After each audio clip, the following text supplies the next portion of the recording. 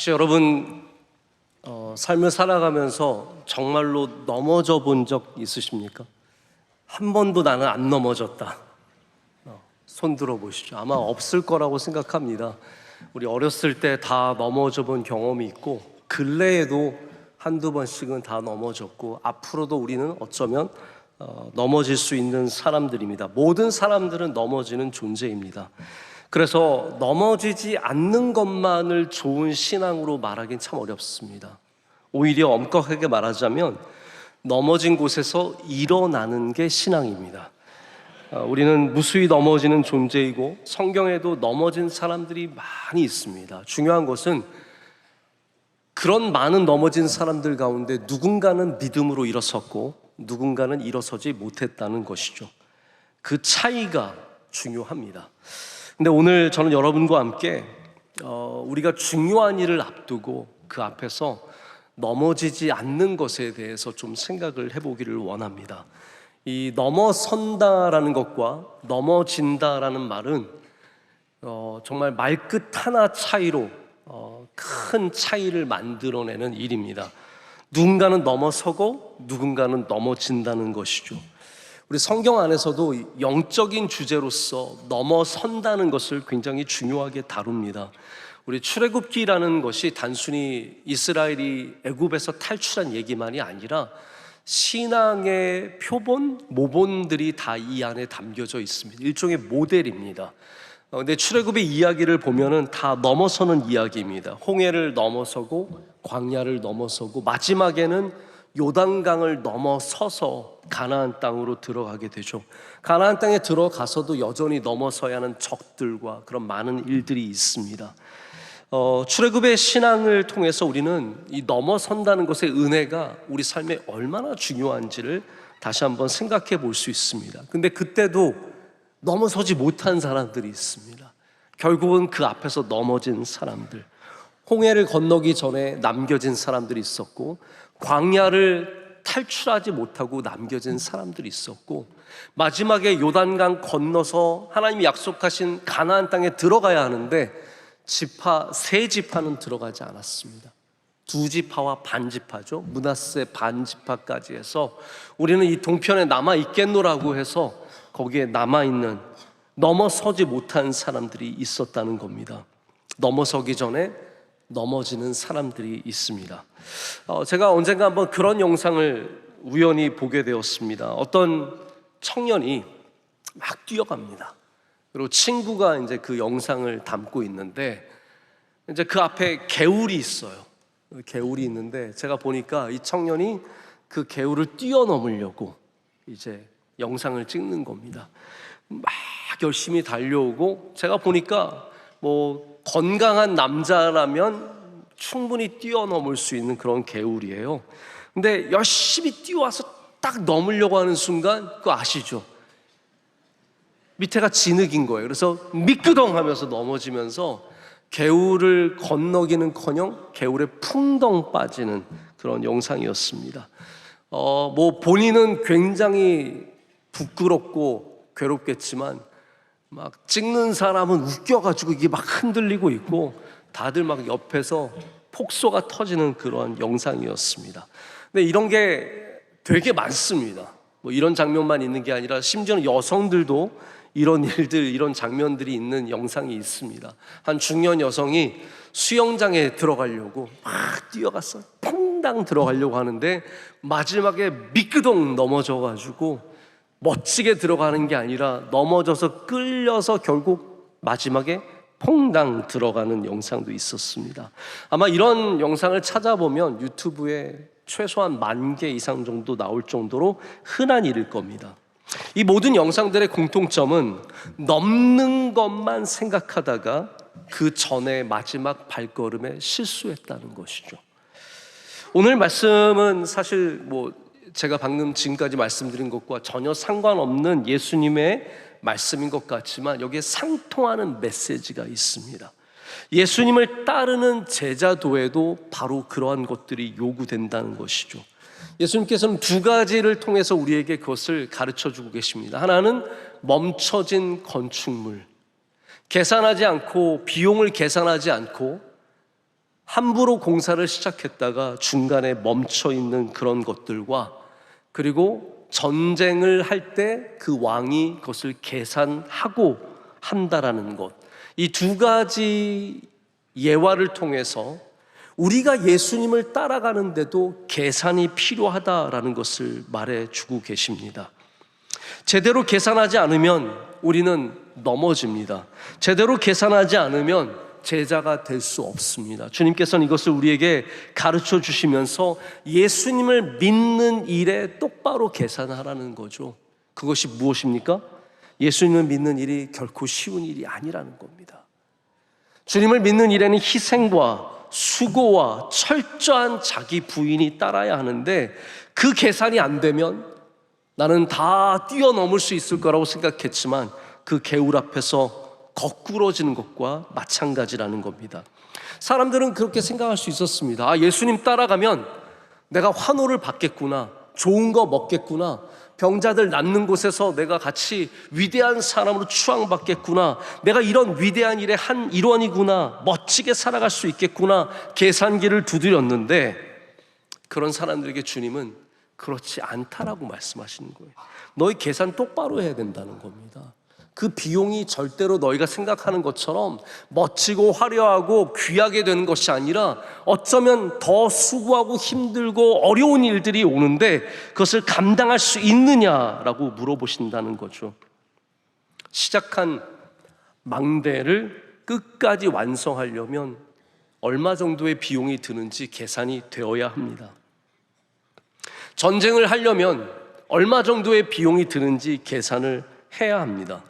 아마 여러분들도 삶 속에서 그런 계산을 해야 했던 적이 있을 겁니다. 아이를 운동선수로 키우는 거, 여러분 그거 막대한 비용이 드는 일입니다. 그건 단순히 돈이 드는 일만이 아니라 부모가 쫓아다녀야 하고 계속 돌봐야 하고 그 일을 위해서 많은 수고를 하는 비용이 드는 일입니다. 그 비용을 생각하지 않고 그냥 운동 좋아하니까 시작했다가는 낭패를 보기 일쑤입니다. 음악을 하는 것 마찬가지입니다. 공부를 하는 거 당연히 어렵습니다. 그래서 공부하는 학생이 대학원에서 박사학위를 하는 학생이 공부가 어려워요, 그거는 굉장히 잘못된 얘기입니다. 어려운 걸 알아야 되고 당연히 여길 줄 알아야 되죠. 비용이 든다는 겁니다. 예수님을 믿기 시작했다면 그런 비용이 들 수밖에 없습니다. 우리가 그냥 좋게 살려고, 편하게 살려고, 그리고 나 혼자 행복하려고 우리가 예수님 믿는 거, 그것이 전부가 아니지 않습니까? 예수님 믿으려면 예배 나와야 하고, 교회 다녀야 하고, 섬겨야 하고, 나눠야 하고, 희생해야 하고, 인내해야 하고. 할렐루야. 아멘이 잘 안 나오시죠? 근데 그게 진짜 비용이라는 겁니다. 그것을 생각하지 않고 예수님을 쫓아가다가는 마지막 그 개울 앞에서 넘어지는 사람처럼 된다는 말이죠. 여러분, 결혼이 참 좋은 것 같지만 비용이 듭니다. 그냥 편하려고 결혼할 수 없습니다. 어쩌면 결혼한다는 것은 더 수고해야 하는 일이고, 더 희생해야 되는 일이고, 더 참아야 하는 일인데, 그것을 모르고 그냥 좋은 건 줄 알고 덥석 결혼했다가 어려움을 당하는 거 아니겠습니까? 여러분, 계산을 잘해야 합니다. 계산이 되어야 합니다. 오늘 예수님께서 우리에게 말씀하시는 그 음성에 귀를 기울여 보십시오. 제가 이전에 있었던 말씀부터 좀 끌어와서 말씀을 드리자면, 지금 수많은 무리들이 예수님을 쫓아오고 있습니다. 예수님 왜 쫓아올까요? 다 잘 되니까 쫓아오는 겁니다. 병자들이 낫고, 음식을 먹고, 좋은 일들이 생기니까 다 예수님 쫓아오고, 그것이 비용의 전부인 줄 알고 쫓아왔는데, 예수님께서 이들에게 담대하게 말씀하시는 거예요. 이게 전부가 아니라는 거예요. 너희들이 모르는 비용이 있다는 겁니다. 그러면서 하시는 말씀이, 너의 부모와 너의 형제와 자매와 심지어는 너의 목숨까지 미워하지 않으면, 이 비용을 치르지 않으면 나를 쫓아올 수 없다, 나를 따를 수 없다라고 말씀하시는 거죠. 너의 소유를 버리지 않으면 나를 따라올 수 없다라고 말씀하십니다. 사실 이런 말 하기가 쉬운 게 아닙니다. 왜냐하면 많은 사람들이 나를 쫓아오고 있으면 더 많은 사람들이 쫓아오기를 바라는 게 사람의 마음입니다. 우리 인간은 다 그렇습니다. 근데 예수님은 절대로 포퓰리즘의 길을 걷지 않으셨습니다. 명확하게 우리에게 어떤 길이 바른 길인지, 어떤 길을 우리가 경계해야 되는지 그냥 우리에게 좋은 말, 듣기 좋은 말 전해주시기 위해 이 세상에 오신 게 아니라는 거죠. 그러면서 예를 드시는 것에 이 망대의 비유와 임금의 비유가 있습니다. 여러분은 계산을 잘 하고 계십니까? 여러분, 보통 뛰어가는 사람이 중요하게 생각하는 건 뭐겠습니까? 내가 저거를 넘을 수 있을 만큼의 점프력이 있을까? 한 1.5m 혹은 2m까지 더 될 수도 있지만 사람마다 그 판단이 서는 거 아니겠어요? 보면 내가 뛰어넘을 수 있는지 없는지 대충 판단이 되지 않겠습니까? 그것만 되면, 해결되면 난 이거 넘을 수 있다고 생각하는 겁니다. 그래서 스피드를 내서 열심히 뛰어왔지만 정작 문제는 그게 아니라 마지막 걸음에 점프를 못하고 미끄러지는 일들입니다. 계획과 전혀 다른 결과를 마주하게 됩니다. 여러분, 옆에서 보는 사람들은 웃기죠. 원래 남이 넘어지면 웃긴 겁니다. 하지만 넘어지는 사람은 웃긴 게 아니라 아프죠. 여러분, 우리가 넘어질 때 아픕니다. 우픕니다. 부끄럽지만 아프고 괴로운 일들이 생깁니다. 여러분 가운데도 이런 넘어지는 일들이 종종 있을 거라고 생각을 합니다. 은퇴 자금을 준비했는데 내가 다 계산을 해보니까 얼마 정도 세이브가 되었고 이제 연금이 얼마 나오고 그리고 자녀들이 얼마씩 해주면 나는 충분히 살아갈 수 있으리라 계산이 되었지만 막상 은퇴를 하고 났는데 누군가에게 사기를 당하고 돈을 빼앗기고 잃어버리고 보증 섰다가 잃어버리고 그러면서 낭패를 경험하는 분들이 있습니다. 결혼하려고 계산기를 두드리는 거죠. 혼수는 얼마 정도 하고 양가 부모님들 어떻게 섬기고 신혼여행 어디 가고. 그런데 여러분, 막상 골라보면 어떻게 합니까? 조금 더 좋은 거 자꾸 고르게 돼 있잖아요. 그릇 조금 더 좋은 거, 가구 조금 더 좋은 거. 그러다 보면 어느새 돈이 확 불어있고, 그러다 보면은 계산과 달라지면서 서로 말다툼이 생기고 결혼 처음부터 삐그덕 거리는 서로 간에 불편한 마음이 생길 수밖에 없습니다. 여러분, 계산이 잘 되셨습니까? 저도 마찬가지인 것 같아요. 이렇게 삶이 계산이 제대로 안 될 때가 참 많습니다. 제가 어젯밤에 계산을 하고 잤습니다.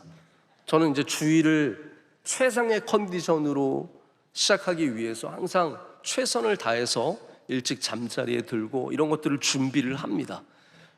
잠잘 때 좋은 분위기를 만들고. 그래서 계산을 하고 잠들었는데 제가 계산하지 못한 게 있어요. 모기를 계산을 못했어요. 제 방에 모기가 있을 줄 몰랐어요. 자다가 너무 손이 화끈화끈 거리는 거예요. 그래서 이렇게 대충 느낌이 한 6방 정도 물린 것 같아요. 그래서 너무 막 가렵고 힘들어서 일어났어요. 제가 보니까 방금 물린 것 같아요. 그래서 일어나가지고 새벽 3시입니다. 딱 중간에 일어난 거죠. 그래서 하나님, 이럴 때는 기도를 하셔야 돼요. 모기를 잡을 때도 하나님이 지혜를 주셔야 되고, 그래서 저는 기도했어요. 하나님, 이 모기를 꼭 잡고 잠들게 해주세요. 그리고 그 전기 파리채 있잖아요. 그거를 하나를 들고 불을 환하게 켜고 모기를 찾아 헤매는 겁니다. 모든 벽. 여러분, 상식적으로 아셔야 되는 게 모기가 배가 부르면 날 수가 없습니다. 그래서 배부른 모기는 항상 벽에 붙어 있습니다. 날아다니지 못해요. 저는 벽에 있는 모기를 찾으려고 사방을 찾았는데 안 나와요. 하나님, 저 내일 이제 일어나서 이제 설교해야 되는데 저 제발 모기 좀 잡고 잠 좀 자게 해주세요. 제가 누구 때문에 이럽니까? 항의까지 하면서. 근데 제가 또 깨달은 게 있어요. 여러분, 범인은 현장에서 멀지 않습니다. 그래서 제가 영뚱한 데서 찾다가 퍼뜩 그 생각이 드는 거예요. 얘는 현장에 있다. 그래서 침대로 갔더니 침대 그 헤드보드 있지 않습니까? 거기에 저의 침대는 천인데 거기에 아주 보이지 않게 얌전히 앉아있는 거예요. 배가 시뻘개요. 피를 많이 마셨어요. 제가 전기 zzz 짖으면서 이놈의 시기가 죽이고 편안하게 이제 다시 잠자리도. 우리 인생에 계산이 안 되는 게 얼마나 많습니까? 근데 오늘 주님께서는 우리에게 분명하게 무엇을 계산해야 될지를 말씀해 주십니다. 여러분, 예수님을 따르는 일에 비용이 들어간다는 것은 팩트입니다. 주님은 그것을 부인하지 않으십니다.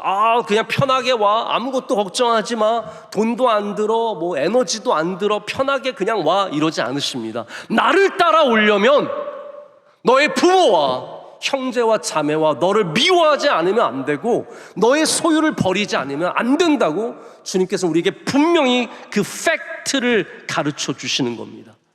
예수님 믿는 일에는 비용이 듭니다. 경제적인 관점에서도 그렇고 감정적인 관점에서도 다 팩트입니다.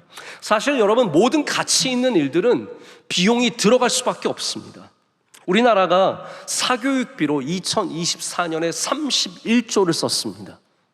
왜 그렇게 많은 사람들이 어마어마한 돈을 들여가며 아이들을 교육시킬까요? 가치 있는 일이라고 생각하기 때문 아니겠습니까? 가치가 없다면 누가 5만 원이라도 내면서 무엇인가를 배우겠습니까? 이거 배우기 위해서 귀한 아이들로 만들기 위해서 그 힘들게 번 돈 쓰는 거 아니겠습니까? 어떤 어머니는 아이들 학원 보내려고 아르바이트 합니다. 어려운 일들을 다 찾아가서 합니다. 이게 가치 있는, 비용이 들더라도 그것을 당연하게 여기는 마음이 있어요. 근데 아이들 키우는데 돈만 듭니까? 감정적인 비용은 31조와 비교할 수 없는 비용입니다. 아이들 키우는 게 얼마나 어려운 일입니까? 때로는 괴로운 일들이 생기고, 사실 어떤 부모는 버리지 못해서 키우는 사람도 많아요. 많지는 않고 있어요. 감정적인 비용이 많이 듭니다. 이놈의 새끼, 너 왜 이렇게 말을 안 듣니? 좀 이것만 하면 참 좋을 텐데. 그 감정을 힘들게 소비하면서 아이들을 키우는데, 다 우리가 그것을 감당하는 것은 그것이 가치 있는 일이라 믿기 때문 아니겠습니까? 여러분, 예수님 믿는 것보다 가치 있는 일이 어디 있겠습니까? 주님은 그 일에 비용이 든다는 것을 오늘 우리에게 말씀하시는 겁니다. 여러분, 교회 다니는 거 비용이 듭니다. 오늘 오실 때 어떤 분은 택시 타고 오셨고, 어떤 분은 버스 타고, 지하철 타고 오셨고, 차를 몰고 오신 분은 기름값 드는 거고, 시간이 쓰이고, 그것뿐이겠습니까? 여기 감정적인 비용이 듭니다. 오다가 이상한 사람 만나면 내가 이 교회를 다녀야 해, 말아야 해 생각이 드는 것이고, 우리 구역에, 우리 교구에, 우리 여선교회, 남선교회, 우리 부서에서 어려운 사람들을 만나면 내 감정에 어마어마한 소비가 있습니다. 그럼에도 불구하고 그것을 마땅히 치러야 하는 비용이라고 여러분이 인정하신다면, 그것 때문에 믿음을 버리는 일은 없는 겁니다. 그러나 이것을 계산하지 않으면 교회가 왜 이래? 예배 드리는 게 왜 이렇게 어려워? 믿는 게 왜 이렇게 힘들어가 되는 것이고, 그것 때문에 우리의 믿음을, 그 비용을 치르지 못해서 우리의 믿음을 버리는 일들이 생깁니다.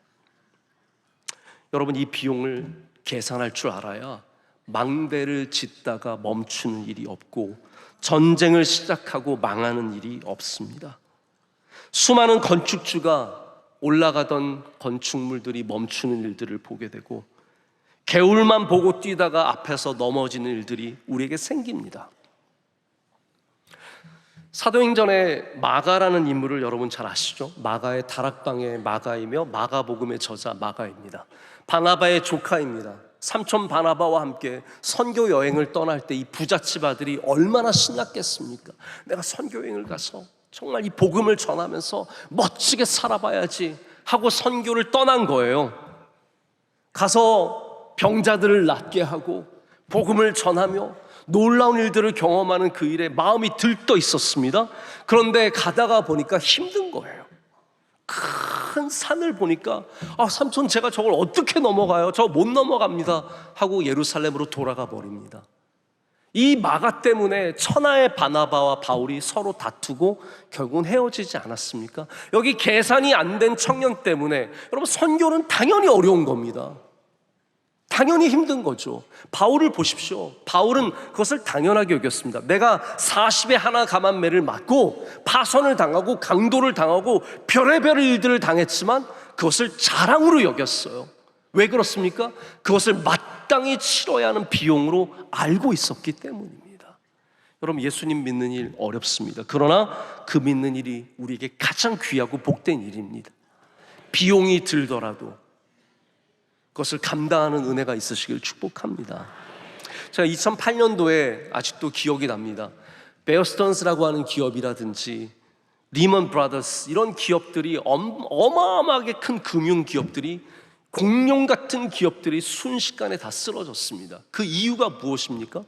미국의 서프라임 몰기지라고 해서 융자로 산 집들, 돈도 없는 사람이 캐시 3만 불, 5만 불 들고 100만 불짜리 집을 덜컥 사는 거예요.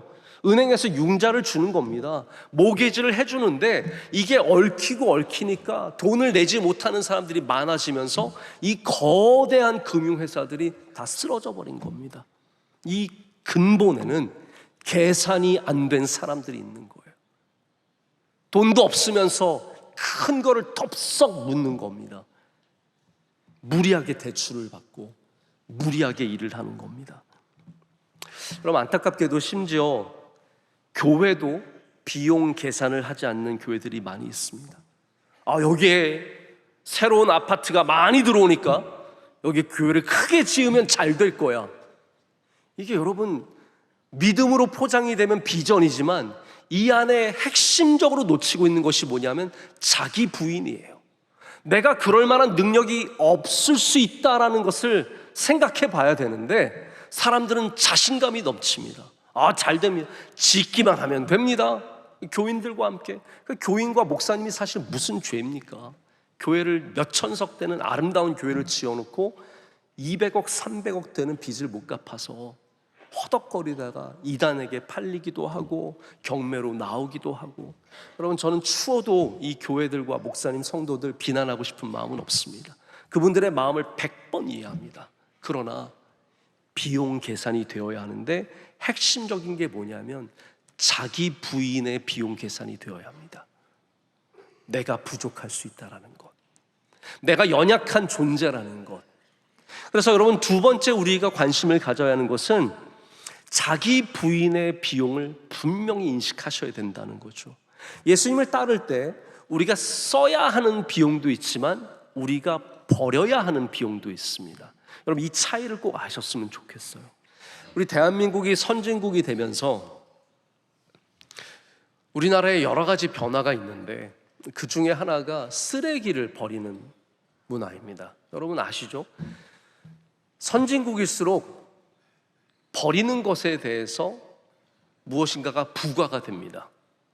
이렇게 후진국, 개발도상국 가면 아무거나 막 버려요. 길에 뭐 별의별 걸 다 버립니다. 근데 우리나라는 뭘 버리려면 돈을 내야 돼요. 이게 이미 우리가 선진국이라는 거예요. 여러분, 가구 쓰던 거 버릴 때 돈 내고 버리시잖아요. 아시죠? 그냥 길에 갖다 버리세요? 그러시면 안 돼요. 잡혀가시는 겁니다. 불법이에요. 뭐 냉장고 고장난 거 그냥 갖다 버리면 되지, 안 돼요. 그거 다 신고해서 가져가게 해야 됩니다. 음식물 쓰레기 이런 거 다 우리가 종량제 봉투 다 돈 주고 버리는 거잖아요. 여러분, 버리는 것도 비용이라는 말입니다. 예수님께서 오늘 33절에 뭐라고 말씀하시냐면 자기의 모든 소유를 버리지 아니하면, 여러분 이건 자기 부인입니다. 자기를 부인하는 것인데 능히 내 제자가 되지 못하리라 라고 말씀하십니다. 여러분, 남자들이 다 집에 부인 한 명 정도는 있잖아요. 근데 진짜 중요한 부인이 자기 부인이에요. 나를 부정하는 것, 나를 부인하는 것. 예수님께서 좀 과하게 말씀하시잖아요. 제가 몇 주 전에도 여러분께 예수님의 수사법에 대해서 말씀을 드리면서 과장법을 말씀드렸어요. 예수님께서 오늘 진정으로 우리에게 원하시는 것은 정말로 여러분의 소유를 다 버리라는 말씀은 아니에요. 문자적으로 그대로 받아들이셔도 좋지만 문자적으로 받아들이시면 못 사실걸요? 왜냐하면 여러분 입고 있는 옷 다 여러분의 소유잖아요. 이거 다 벗고 사실 수 있으세요? 여러분의 집 소유입니다. 여러분의 차 소유입니다. 목사님, 저는 굉장히 검소하게 살아요. 그래도 소유예요. 우리가 하나님 앞에 검소하다고 쓰지 않는다고 해서 그것이 다 선은 아닙니다. 주님께서 말씀하실 때 좀 더 싼 걸 사라 말씀하신 게 아니라 네 소유를 다 버리라고 말씀하셨어요. 여러분, 그러면 정말로 예수님께서 우리에게 원하시는 모습이 다 발가벗고 길거리에 내앉아서 살아가는 그런 모습이겠습니까? 아니잖아요. 예수님께서 우리에게 원하시는 모습은 우리의 소유를 정말로 다 버려서 거지같이 살라는 말씀이 아니라 주님을 위해서 내가 무엇이든지 내려놓을 수 있는 자세를 가져야 한다는 말입니다. 이게 안 되면 마지막 개울 앞에서 넘어지는 사람과 똑같이 되는 겁니다. 예수님의 제자를 그 개울을 넘기 위해서는 바로 이 소유의 문제, 자기 부인의 문제가 필요합니다. 예수님께 찾아왔던 한 부자 청년을 기억하십니까? 예수님께 내가 중생을 받기 위해 어떻게 합니까? 내가 선한 일을 하면서 살았습니다. 예수님께서 뭐라고 말씀하시죠? 그러면 너 갖고 있는 소유를 다 팔아서 가난한 자들에게 나누어주고 나를 따르라고 했을 때 그 청년이 근심하며 돌아갔습니다. 그 개울을 넘지 못했다는 말입니다. 우리 믿음과 내 소유의 포기는 깊은 관계를 갖고 있습니다. 우리의 소유를 포기하지 못하는 사람은 항상 넘어질 수밖에 없습니다. 요거 아까워서 예수님 믿는 길로 들어서지 못합니다. 요거 조금을 버리지 못해서 더 잘 믿는 길로 들어서지 못합니다. 여러분, 주일 예배 지키는 거, 이거 철저한 자기 부인입니다. 내가 나에게 주어진 쉼의 시간을, 우리 가족이 누릴 수 있는 그러한 가족의 쉼의 시간을 철저하게 그 소유를 버리고 예수 그리스도 앞에 오는 일이 바로 주일 예배입니다. 이거 버리지 못하면 절대로 못 나옵니다. 제가 오늘 지난 며칠 전에 우리 대학부 수련회에 가서 우리 대학부 학생들에게 그런 얘기를 한 게 있습니다. 행복한 부부가 되는 거 참 좋은 일인데 둘이 좋아서 맨날 막 손잡고 다니고 여보 그러고 막 이러는 사람들 보면 예수님 잘 믿기 힘듭니다. 왜냐하면 둘이 해야 될 게 너무 많아요. 둘이 행복하게 어디 가야 돼요. 둘이 행복하게 뭐 봐야 돼요. 둘이 행복하게 뭐 먹어야 돼요. 이러면 정말 예수님 잘 믿던 두 사람이 결혼해서 주님과 멀어지는 사람들이 있어요. 여러분, 행복한 가정을 이루어도 주님 앞에 내가 내려놔야 할 것이 있다는 것을 아셔야 돼요. 오히려 보면 부부끼리 힘든 가정들이 예수님 잘 믿어요. 와서 막 기도, 저 이런 새끼를 만나게 하셔가지고 이렇게 기도하지만 그래서 오히려 예수님 잘 믿는 사람들이 얼마나 많은데요. 물론 여러분, 이게 좋은 길은 아니지만 소유의 문제라는 거예요. 우리가 소유한 것을 내려놓을 수 있느냐가 얼마나 중요한 문제인지 모릅니다. 여러분, 예수님 믿으면서 이 세상에 살아가면 우리가 포기해야 할 것들이 참 많습니다. 남들이 그렇게 얘기하죠. 이거 좋은 건데 왜 안 하냐고. 이거 얼마나 재밌는데 왜 안 하냐고. 제가 아는 어떤 회장님이 있는데 그분은 예수님 잘 믿는 분이에요. 근데 맨날 고민이 그거예요. 어떻게 하면 예수님 잘 믿으면서 세상에서 여전히 재밌게 살 수 있을까? 그분은 맨날 그래요. 목사님, 저는 정말 이게 너무 재밌어서 힘들어요 그러는 거예요. 술 마시는 게 너무 재밌어가지고 힘들고 친구들과 놀러 다니는 게 너무 재밌어서 힘들다는 거예요. 소유를 포기하지 못하면, 그 비용을 여러분이 감당하지 못하면 이 개울을 넘어설 수가 없는 겁니다. 많은 사람들이 예수님 믿는 것에 좋은 것만 취하고, 뭐 예수님 믿으면 은혜 받는다, 집이 잘 된다, 뭐 학교 들어간다, 건강해진다, 좋은 것을 얻기를 원하는데 정작 우리가 예수님 믿기 위해, 제자가 되기 위해 필요한 비용들에 대해서는 너무 무관심하고 계산을 안 할 때가 많습니다. 오늘 여러분, 이 기회를 통해서 계산이 되는 주의 제자들 되시기를 축복합니다. 마지막으로 하나만 더 말씀을 드릴게요. 우리가 넘어지지 않기 위해서 우리의 발이 견고해져야 합니다. 우리 footing, 우리 발이 견고해져야 합니다. 넘어지지 않는다는 것, 넘어진다는 것, 사실 이게 장애물과 별 상관이 없습니다. 어떤 사람들은 장애물에 걸려 넘어지기도 하지만 장애물이 없는 평평한 땅에서도 우리의 발이 흔들리면 넘어질 수밖에 없습니다. 미끄러질 수밖에 없습니다. 여러분, 예수님은 분명하십니다. 우리가 흔들리지 않는 믿음의 사람이 되기를 원하십니다. 여러분, 우리가 말씀을 읽고 예배를 드리고 기도하고 찬양하는 이 모든 일들이 믿음의 성숙만의 문제가 아닙니다. 물론 말씀 읽고 믿음이 성장할 수 있지만 어쩌면 오늘 우리가 단단해지기 위해서 말씀을 붙잡는 것이고 기도하는 것이고 예배 드리는 것일 수 있습니다. 여러분, 새벽 예배 절대로 쉽지 않습니다. 그러나 새벽 예배 드리면 단단해집니다. 다윗은 하나님의 말씀이 내 안에 있을 때 내가 얼마나 단단해지는지를 경험한 사람이에요.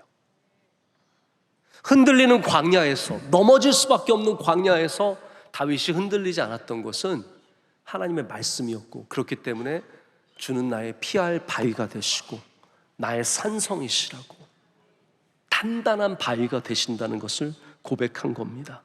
여러분, 우리의 발을 흔들어 넘어뜨리려고 하는 영적인 세력이 분명히 있습니다. 성경의 수많은 인물들이 바로 이러한 영적인 싸움을 싸웠습니다. 엘리야가 싸웠고, 바울이 싸웠고, 베드로가 싸웠고, 우리가 지금도 싸우고 있습니다. 여러분, 믿음의 견고함을 지키는 영적인 싸움을 감당할 수 있어야 돼요. 이것이 우리의 치러야 하는 비용 중에 하나입니다. 예수님은 믿고 있지만 영적인 발은 완전히 풀려있는 사람, 비틀비틀 걸어가는 사람들이 얼마나 많은지 모릅니다. 여러분, 복음 위에 서 있어야 단단합니다. 교회 위에 서 있어야 단단합니다. 말씀 위에 서 있어야 단단하고 기도 위에 서 있어야 단단합니다. 우리의 발을 약하게 하고 넘어지게 하는 수많은 일들을 다시 한번 영적인 렌즈로 살펴보셔야 돼요. 아내와 왜 말다툼했나? 왜 저렇게 짜증을 내나? 여러분, 그것이 단순한 말다툼과 짜증이 아니라 여러분을 흔드는 영적인 싸움입니다. 왜 하나님 이렇게 우리 부장님 나 어려운 사람 보내셨습니까? 여러분, 단순히 어려운 사람이 아니라 영적인 싸움입니다. 우리는 그곳에서 주님과 멀어지지 않도록, 이 세상에 흔들려서 넘어지지 않도록, 풍덩개울에 빠지지 않도록 깨어서 기도하며 더욱더 단단히 서야 할 줄로 믿습니다. 그래서 갈라디아서 6장 9절에 이렇게 말합니다. 우리가 선을 행하되 낙심하지 말지니 포기하지 아니하면 때가 이름에 거두리라. 여러분의 그 모든 일들에 힘을 내셔서 이 비용을 감당하시면서 믿음의 길을 끝까지 걸어가시길 축복합니다. 말씀을 맺습니다. 예수님 믿고 있지만 여전히 넘어서지 못하고 넘어지는 분들이 있습니다. 오늘 말씀이 여러분에게 다시 한번 계산기를 꺼내서 정확하게 계산하는 은혜가 되기를 바랍니다. 예수님을 믿는 일에는 비용을 치러야 합니다. 나를 내려놓고 나를 버리는 비용을 치러야 합니다. 그럴 때 우리에게 있는 소망이 무엇입니까? 주님께서 우리를 도와주시고 은혜 주신다는 겁니다.